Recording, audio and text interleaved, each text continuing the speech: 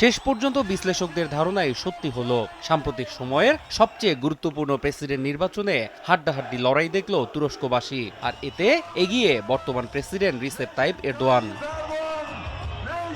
তবে এগিয়ে থাকলেও ২০ বছর ধরে ক্ষমতায় থাকা এরদোয়ান আরেক দফা প্রেসিডেন্ট হবেন কিনা তা নিয়ে তৈরি হয়েছে অনিশ্চয়তা। কেননা সংখ্যাগরিষ্ঠতা অর্জনে প্রয়োজনীয় ৫০% ভোট পেতে এখনও সমর্থ হননি তিনি।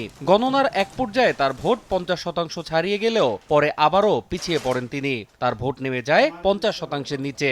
অপরদিকে ৪৪%-এর বেশি ভোট পেয়ে এরদোয়ানের ঘাড়ে নিঃশ্বাস ফেলছেন তার নিকটতম প্রতিদ্বন্দ্বী কেমাল কিলিচদারোগলু। এছাড়াও তৃতীয় প্রার্থী সিনান ওগান পেয়েছেন ৫.৩% ভোট।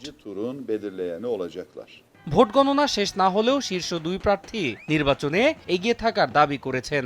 এরদোয়ান শিবিরের বিরুদ্ধে কয়েকটি কেন্দ্রের ফলাফল প্রত্যাখ্যানের অভিযোগ তুলে শেষ পর্যন্ত মাঠে থাকার ঘোষণা দিয়েছেন বিরোধী নেতা কিলিচদারোগলু। স্থানীয় সময় রোববার রাতে এক টুইট বার্তায় চূড়ান্ত স্বাক্ষরিত রিপোর্ট না দেয়া পর্যন্ত কোনো অবস্থাতেই ব্যালট বাক্স না ছাড়ার আহ্বান জানান তিনি। আধুনিক তুরস্কের ১০০ বছরের ইতিহাসে সবচেয়ে তাৎপর্যপূর্ণ নির্বাচন এটি। শেষ পর্যন্ত কোনো প্রার্থী যদি ৫০%-এর ভোট না পান, সেক্ষেত্রে নির্বাচন করাবে দ্বিতীয় দফার ভোটে। আগামী ২৮ মে হবে দ্বিতীয় দফার ভোট গ্রহণ। অন্যয় কর্মকার, সময় সংবাদ।